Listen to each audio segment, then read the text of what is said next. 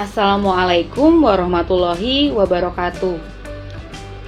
Kembali lagi di channel Ibu Guru, channel Asna Mariatul yang selalu akan menyajikan materi-materi pembelajaran kelas 5 SEKOLAH Dasar.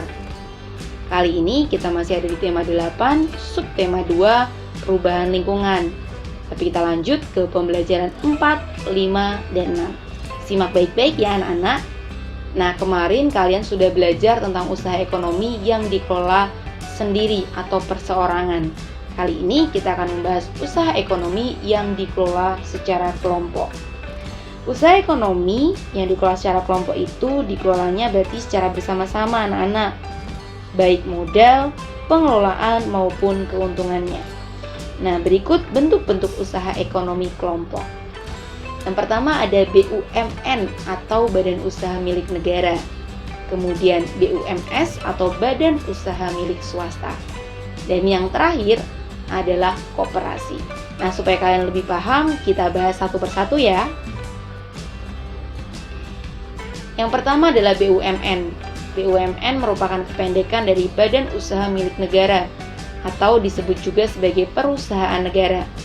BUMN merupakan sebuah perusahaan yang seluruh atau sebagian besar modalnya dimiliki oleh negara. Bentuk BUMN ada dua anak-anak, bisa perusahaan umum atau perum, bisa juga perseroan terbatas atau persero. Nah, selain BUMN ada lagi yang namanya BUMD anak-anak. BUMD ini adalah kependekan dari Badan Usaha Milik Daerah, merupakan badan usaha yang dikelola oleh daerah yang bertujuan membangun perekonomian daerah. Contoh BUMN ya anak-anak, ada Pertamina, Telkom Indonesia, BNI, Kereta Api, PLN, Perhutani, Garuda Indonesia, dan lain sebagainya. Sedangkan contoh BUMD itu contohnya adalah Bank Jateng yang merupakan bank pembangunan daerah. Kalau di Jawa Tengah ada Bank Jateng, kalau di Jawa Timur ada Bank Jatim, kalau di Jawa Barat ada Bank Jabar, dan lain sebagainya. Berikutnya, yang kedua adalah BUMS. Nah, anak-anak berbeda dengan BUMN. Kalau BUMS sendiri itu merupakan kependekan dari Badan Usaha Milik Swasta.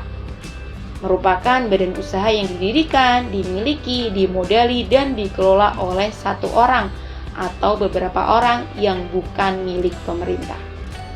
Nah, bentuk BUMS sendiri itu ada firma, perseroan terbatas atau PT, dan persekutuan komanditer atau CV. Kita bahas satu-satu. Firma adalah usaha yang didirikan dan dimiliki oleh beberapa orang dan usaha dijalankan dengan satu nama. Kemudian perseroan terbatas atau PT adalah jenis usaha yang modalnya berasal dari penjualan saham. Pemilik saham itu mendapatkan keuntungan yang disebut sebagai dividen. Kemudian yang terakhir ada persekutuan komanditer atau bisa disebut sebagai CV, adalah usaha yang hanya dijalankan oleh sebagian anggotanya saja, karena di sana terdapat anggota aktif dan anggota pasif. Nah, contoh BUMS ya anak-anak itu ada BCA, Unilever, Indofood. Kalau di Pati sendiri itu ada PT Garuda Food atau PT Dua Kelinci.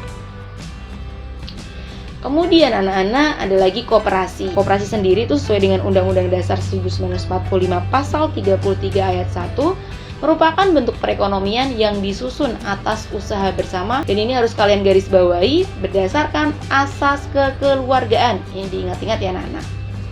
Tujuannya sendiri menyejahterakan anggotanya.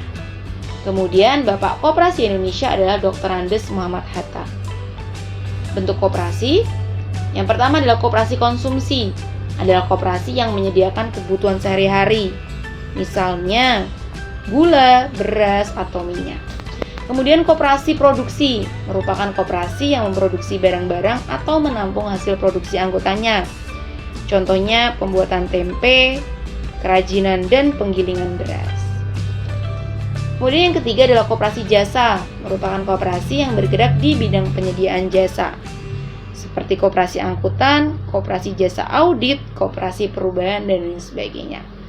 Kemudian yang keempat ada koperasi simpan pinjam, merupakan koperasi yang bergerak dalam usaha simpan pinjam, seperti koperasi pasar contohnya. Kemudian koperasi serba usaha adalah koperasi yang menjalankan bermacam-macam usaha. Contohnya adalah KUD atau koperasi unit desa. Berikutnya anak-anak, keragaman sosial budaya dalam masyarakat. Nah, bangsa Indonesia merupakan bangsa majemuk karena masyarakatnya terdiri atas kumpulan orang atau kelompok dengan ciri khas budaya dan latar belakang suku yang berbeda-beda. Nah, anak-anak, zaman mungkin boleh berubah, tetapi kelestarian tradisi adat budaya harus tetap dijaga. Berikut adalah beberapa contoh tradisi masyarakat Indonesia. Yang pertama adalah budaya rasulan, berasal dari Gunung Kidul, Yogyakarta. Merupakan peristiwa perayaan setelah panen. Maknanya sendiri adalah memupuk jiwa kebersamaan, semangat gotong royong, dan keharmonisan masyarakat. Ini dia gambarnya anak-anak. Berikutnya yang kedua adalah Maraka Bola, berasal dari Sulawesi Selatan. Merupakan peristiwa memindahkan rumah. Memiliki makna sebagai bentuk gotong royong yang dilakukan masyarakat Kabupaten Baru, Sulawesi Selatan. Ini gambarnya ya, memindahkan rumah.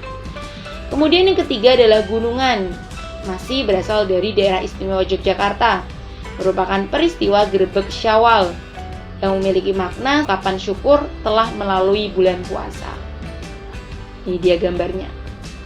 Ini adalah gunungannya ya anak-anak. Berikutnya yang keempat adalah bakar gunung api, berasal dari Bengkulu. Merupakan peristiwa menyambut Idul Fitri yang memiliki makna sebagai ungkapan rasa syukur kepada Tuhan. Nah, ini anak-anak gambar dari bakar gunung api. Kemudian anak-anak masih ada lagi. Yang kelima adalah tradisi Seba, berasal dari Banten. Merupakan peristiwa panen, memiliki makna sebagai ungkapan syukur kepada Tuhan atas hasil yang melimpah. Ini dia gambarnya. Ini adalah gambar dari suku Baduy anak-anak, karena ini ada tradisinya masyarakat suku Baduy. Berikutnya adalah Perang Topat, berasal dari Lombok, Nusa Tenggara Barat. Peristiwa Perang Ketupat memiliki makna sebagai kerukunan antar umat beragama di Lombok, utamanya agama Islam dan juga Hindu. Kemudian Tari Suling Dewa, masih juga berasal dari Lombok, Nusa Tenggara Barat, merupakan peristiwa ritual memanggil hujan. Maknanya sebagai bentuk permohonan kepada Tuhan Yang Maha Esa agar hujan segera turun. Ini dia Tari Suling Dewa. Yaitu anak-anak adalah keragaman sosial budaya dalam masyarakat yang perlu kita lestarikan. Nah, anak-anak, berikutnya adalah materi SBDP tentang seni tari di Indonesia. Nah, ini dia anak-anak tabel dari tari daerah di Indonesia. Pada subtema sebelumnya kita sudah pelajari ya.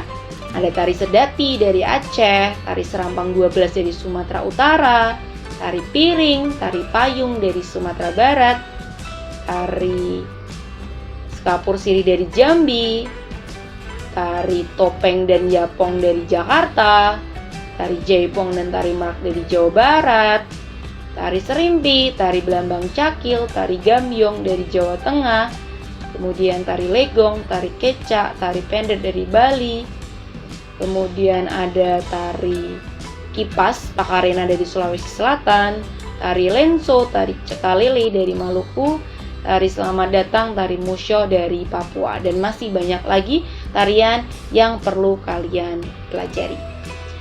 Nah, berikutnya anak-anak, setiap tarian di Indonesia itu memiliki masing-masing ciri khasnya. Nah, salah satu hal yang paling penting pada sebuah pertunjukan seni tari itu adalah iringan. Iringan tari itu dapat berasal dari tubuh manusia, alat musik maupun benda yang dimainkan. Nah, kali ini kita akan mempelajari dua buah tarian, namanya tari bedaya dan tari jarang kepang. Tari ini sama-sama berasal dari daerah istimewa Yogyakarta atau DIY. Anak-anak, tari jarang kepang itu termasuk tari rakyat, sedangkan tari bedaya termasuk tari klasik. Pola lantai tari jarang kepang itu adalah horizontal dan tidak memiliki makna, sedangkan pola lantai bedaya itu memiliki nama, yaitu pola lantai rakit jalur. Rakit jalur atau berjajar itu menggambarkan jasmani manusia dari kepala hingga kaki. Nah, anak-anak, peran keluarga dalam keragaman sosial budaya. Sebagai bangsa Indonesia, kita harus senantiasa mendukung keragaman sosial budaya.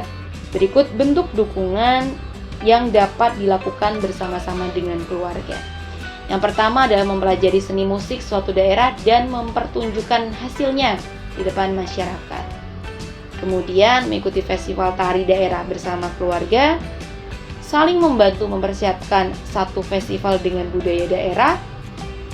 Kemudian yang keempat, ikut mempromosikan kebudayaan daerah setempat. Kelima, menjaga kelestarian budaya yang ada di daerah setempat, serta bangga terhadap budaya daerah sendiri. Nah, itu dia anak-anak materi kita hari ini. Semoga bermanfaat. Kita berjumpa di video selanjutnya. Wassalamualaikum warahmatullahi wabarakatuh.